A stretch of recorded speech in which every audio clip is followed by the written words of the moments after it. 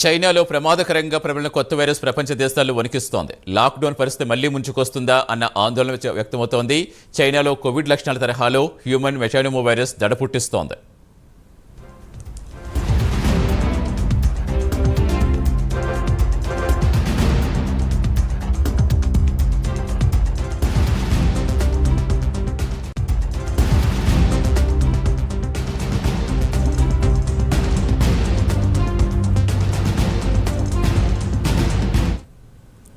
కరోనాను మించిన ప్రమాదం ఉందనే నేపథ్యంలో చైనాలో ఆసుపత్రులన్నీ కిక్కిరిసిపోతున్నాయి. హెచ్ఎంపీవీ వైరస్కి వ్యాక్సిన్ లేదంటున్నారు. అప్రమత్తంగా ఉండాలని ప్రపంచ ఆరోగ్య సంస్థ హెచ్చరికల నేపథ్యంలో 2 తెలుగు రాష్ట్రాలు అప్రమత్తయ్యాయి. ప్రస్తుతానికి ఆందోళన చెందాల్సిన అవసరం లేదని 2 రాష్ట్రాల వైద్యశాఖ ఉన్నతాధికారులు చెబుతున్నారు. కానీ అప్రమత్తంగా ఉండాలని సూచించారు. ప్రస్తుతం ఏపీకి సంబంధించిన పరిస్థితి వివరించేందుకు మా కరెస్పాండెంట్ శ్రీనివాస్ జాయిన్ అవుతున్నారు. శ్రీనివాస్, ఒకవైపు ముప్పు లేదంటూనే మరోవైపు అందరూ అప్రమత్తంగా ఉండాల్సిన పరిస్థితి వస్తుందని హెచ్చరికలు అయితే వస్తున్నాయి. సో ఏం చెప్తున్నారు, అసలు ఎలాంటి కేర్ తీసుకోవాలంటున్నారు? సతీష్, ఏదైతే గతంలో కరోనా ప్రపంచవ్యాప్తంగా ప్రతి దేశాన్ని కూడా ప్రతి మనిషి కూడా వణికించింది. అయితే ఇప్పుడు తాజాగా కరోనా నుంచి కోలుకుంటున్న నేపథ్యంలో ఇప్పుడు కొత్తగా మరొక వైరస్ కూడా తెరపైకి వచ్చింది. ఈ వైరస్ హ్యూమన్ మెటాన్యూమో వైరస్, అంటే హెచ్ఎంపీవీ అని వైద్య పరిభాషలో కూడా దీన్ని గుర్తించారు. చైనాలో ఇది ప్రస్తుతం చూసుకుంటే ఈ హెచ్ఎంపీవీ వైరస్ ఏదైతే ఉందో అది చైనాలో అత్యధికంగా ఉంది. అక్కడ అత్యధికంగా కేసులు నమోదవుతున్నాయి. అయితే ఈ హ్యూమన్ మెటానోమో వైరస్ ఏదైతే ఉందో అది అక్కడ చైనాలోనే ఇప్పుడు విజృంభిస్తున్న నేపథ్యంలో అక్కడ నుంచి అదే వ్యాధి మన దేశాలకు కూడా రావచ్చు అని చెప్పేసి ఒక ఆందోళన నెలకొంది, ఒక భయాందోళన నెలకొందని చెప్పుకోవచ్చు. అయితే ఈ నేపథ్యంలోనే ఆంధ్రప్రదేశ్ రాష్ట్ర వైద్య ఆరోగ్య శాఖ కూడా ఒక ప్రకటన విడుదల చేసింది. ఇక్కడ తెలుగు రాష్ట్రాలు అంటే మన రాష్ట్రంలో ఏపీలో మటుకు ఈ వ్యాధికి సంబంధించిన ఇప్పటికైతే ఎలాంటి కేసులు లేదు, ఎలాంటి కేసులు నమోదు కాలని చెప్పి వైద్య ఆరోగ్య శాఖ చెప్తుంది. అయితే వైద్య సంక్షేమ ప్రజారోగ్య కుటుంబ సంక్షేమ శాఖ డైరెక్టర్ డాక్టర్ పద్మావతి కూడా ఈ నేపథ్యంలో ఒక ప్రకటన కూడా విడుదల చేశారు. అయితే రాష్ట్రంలో ఇప్పటికీ ఇలాంటి కేసులు ఏది నమోదు కాలేదు, కానీ ఈ కేసులు వచ్చే అవకాశం ఉన్న నేపథ్యంలో ప్రజలంతా అప్రమత్తంగా ఉండాలని చెప్పేసి ఒక హెచ్చరికలు అయితే ప్రజల ఆరోగ్య శాఖ కూడా అయితే వాళ్ళు అధికారులు అయితే చెబుతున్నారు. ఖచ్చితంగా ఏదైతే చిన్నపిల్లలు కానీ వృద్ధులు కానీ ఈ వ్యాధి నిరోధక శక్తి తక్కువగా ఉన్న వారిపైన కూడా ఈ వైరస్ ప్రభావం ఎక్కువగా ఉంటుందని చెప్పేసి కూడా వైద్య శాఖ హెచ్చరికలు జారీ చేస్తుంది. వైరస్ సోకిన వాళ్ళు దగ్గు కాచి తుమ్ముల వల్ల వచ్చే ఏదైతే తుంపర్లు ఉంటాయో వాటి వల్ల సన్నిహితంగా మెలగడం కానీ, కరచాలనం కానీ, స్పర్శ వంటి చర్యల ద్వారా ఈ వైరస్ ఎక్కువ వ్యాపిస్తుందని చెప్పేసి వాళ్ళ కుటుంబ సంక్షేమ శాఖ ఆంధ్రప్రదేశ్ వాళ్ళ అధికారులు చెప్తున్నారు. అయితే ఏదైతే ఈ వైరస్ తాకుండా అంటే ఖచ్చితంగా అప్రమత్తంగా ఉండాలి, ఇప్పటి నుంచే జాగ్రత్తగా ఉండాలా.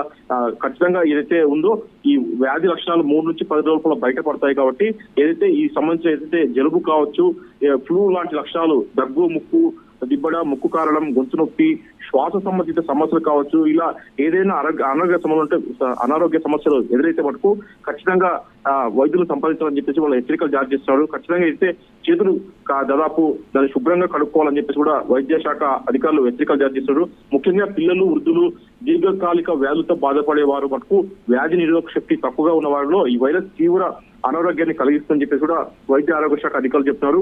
ఈ వైరస్ వ్యాప్తి నేపథ్యంలో మనకు రాష్ట్రానికి, మన దేశంలో కావచ్చు, మన రాష్ట్రంలో కావచ్చు, ఇలాంటికి ఈ కేసులు లేకపోయినా ముందు జాగ్రత్త చర్యలుగా ఆరోగ్య సూత్రాలు పాటించాలని చెప్పేసి వాళ్ళు చెబుతున్నారు. కనీసం ఖచ్చితంగా 20 సెకండ్ల పాటు అయినా సరే ప్రతిసారి చేతులు శుభ్రంగా కడుక్కోవాలని చెప్పేసి కూడా, అలాగే దగ్గినప్పుడు తుమ్మినప్పుడు కూడా నోటిని లేకపోతే చేతి రుమాలతో ఖర్చుతో కానీ అడ్డు పెట్టుకోవాలని చెప్పేసి, అలాగే రద్దీ ఉన్న ప్రదేశాల్లో, ముఖ్యంగా రద్దీ ఉన్న ప్రదేశాల్లో కొద్దిగా దూరంగా ఉండడం, వాడిన వస్తువులు ఇతరులతో పంచుకోకపోవడం వంటి ఏదైతే గతంలో కరోనా టైంలో ఎలాంటి ఆరోగ్య సూత్రాలు పాటించారో ఇప్పుడు కూడా అలాంటి ఆరోగ్య సూత్రాలు పాటిస్తే మంచిదని చెప్పేసి కూడా కుటుంబ సంక్షేమ శాఖ, వైద్య శాఖ, ఆరోగ్య శాఖ అధికారులు కూడా హెచ్చరిస్తున్నారు. ఖచ్చితంగా వైరస్ సోకిన వ్యక్తులు లేదా లక్షణాలు కనిపించిన వ్యక్తులు ఇతరులతో కరచాలనం చేయకుండా ఉండడం మంచిదని చెప్పేసి, ఖచ్చితంగా గతంలో ఏదైతే కరోనా టైంలో ఎలాంటి లక్షణాలు ఉంటాయో అలాంటి లక్షణాలు ఎదురైనా అలాంటి అంటే మాస్క్ పెట్టుకోవడం కానీ, చేతులు కడుక్కోవడం కానీ, అలాగే ఏదైతే ఇలాంటి ఆరోగ్య సూత్రాలు ఖచ్చితంగా పాటించాల్సిందని చెప్పేసి కూడా ఆరోగ్య శాఖ అధికారులు, వైద్య ఆరోగ్య శాఖ అధికారులు హెచ్చరిస్తున్నారు. సతీష్,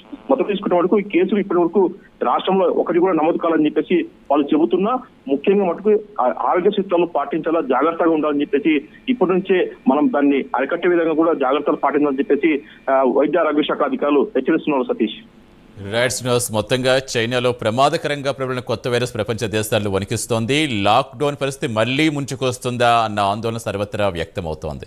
ప్రస్తుతం తెలంగాణలో సిచ్యువేషన్ గురించి మా కరెస్పాండెంట్ నాగేంద్ర జనవుతారు. నాగేంద్ర, కరోనా అప్పుడు కూడా సేమ్ సిచ్యువేషన్ అప్పుడు కూడా మన ఇండియాకి అది రాదు, వస్తే ఈ వేడి వాతావరణంలో ఉండలేదంటూ కూడా ముందు ఎంత మనం ధైర్యంగా ఉన్నప్పటికీ తర్వాత అది పెట్టిన ఇబ్బంది కావచ్చు, ఇప్పటికీ ఆ పేరు తెలుసుకుంటే వణికిపోయే పరిస్థితి. సో మళ్ళీ అలాంటి సిచ్యువేషన్ వస్తుందని అందులో భయం అయితే కనిపిస్తుంది. ప్రస్తుతం తెలంగాణలో సిచ్యువేషన్ సంబంధించి వైద్యాధికారులు ఏం చెప్తున్నారు, ఎలాంటి కేర్ తీసుకుంటే ఆ ముప్పు నుంచి బయటపడొచ్చు అంటున్నారు? Thank you Satish. ముఖ్యంగా మనం గత కొన్ని సంవత్సరాల క్రితం ఆ ప్రపంచాన్నే కరోనా వణికించిందని చెప్పాలి. ఎందుకంటే ముఖ్యంగా చైనాలో ప్రారంభమైనటువంటి కరోనాకు సంబంధించి తర్వాత ప్రపంచవ్యాప్తంగా అన్ని దేశాలకి కూడా వ్యాప్తి చెందింది. అదేవిధంగా ప్రపంచంలో ఉన్నటువంటి ప్రజలందరినీ కూడా వణికించినటువంటి పరిస్థితి. ప్రస్తుతం వాటి నుంచి కరోనా ఆందోళనకు సంబంధించి కరోనా నుంచి మనం బయటపడుతున్నటువంటి సమయంలోనే మరొక భయంకరమైనటువంటి వైరస్ ఒక్కసారి చైనాలో వ్యాప్తి చెందుతున్నటువంటి పరిస్థితి ఉంది. అదే ప్రస్తుతం దాని పేరు హెచ్ఎంపి వైరస్. ప్రస్తుతం చైనాలో అయితే వేగవంతంగా వ్యాప్తి చెందుతుంది. దీనికి సంబంధించి ఇప్పటికే ఒకవైపు చైనాలో ఈ వైరస్ కి సంబంధించినటువంటి అంశంలో వేగవంతంగా వ్యాప్తి చెందుతున్నటువంటి నేపథ్యంలో ప్రస్తుతం భారతదేశానికి సంబంధించి ప్రస్తుతం ఇండియాలో కూడా దాని ఎఫెక్ట్ కి సంబంధించి దాని నుంచి బయటపడే విధంగా ఇప్పటికే కేంద్ర ప్రభుత్వం కొన్ని మార్గదర్శకాలను కూడా రిలీజ్ చేసినటువంటి పరిస్థితి కనిపిస్తుంది. ప్రస్తుతం దానికి అనుగుణంగా తెలంగాణ రాష్ట్ర ప్రభుత్వం కూడా హెచ్ఎంపి వైరస్ కి సంబంధించినటువంటి అంశంలో ప్రధానంగా ఎవరు కూడా ఆందోళన పడాల్సినటువంటి అంశం లేదు. దీనికి సంబంధించినటువంటి అంశంలో ప్రధానంగా హెల్త్ డిపార్ట్మెంట్ కి సంబంధించి కొన్ని మార్గదర్శకాలను రిలీజ్ చేయడం జరిగింది. దాన్ని పాటించాలంటూ కూడా చెప్పినటువంటి పరిస్థితి. ముఖ్యంగా హెచ్ఎంపి వైరస్ అనేది ప్రధానంగా శ్వాసకోశ సంబంధిత ఇన్ఫెక్షన్ కి సంబంధించి శ్వాసకోశకు సంబంధించినటువంటి దానిపైన ప్రధానంగా ఎఫెక్ట్ చూపిస్తుంది. దీనికి సంబంధించినటువంటి అంశంలోనే ప్రధానంగా ప్రతి ఒక్కరు కూడా కొంత అలర్ట్ గా ఉండాలంటూ కూడా చెప్పడం జరుగుతుంది. దీనికి సంబంధించినటువంటి అంశంలో ఒకవైపు ఇప్పటికే తెలంగాణ రాష్ట్ర ప్రభుత్వం అలర్ట్ చేయడంతో ప్రధానంగా హైదరాబాద్ లో ఉన్నటువంటి ఫీవర్ హాస్పిటల్ కానీ గాంధీతో పాటు ఉస్మానియా అదేవిధంగా కోటి హాస్పిటల్తో పాటు మరొకవైపు జిల్లాల్లో ఉన్నటువంటి జిల్లా ఆసుపత్రులన్నింటిని కూడా అప్రమత్తం చేయడం జరిగింది. ముఖ్యంగా ఎవరైనా అనారోగ్యంతో ఉన్నవారు ముఖ్యంగా ఉంటే మాత్రం శ్వాసకోశ సంబంధిత వ్యాధులతో ఇబ్బంది పడుతున్న వారు కొంత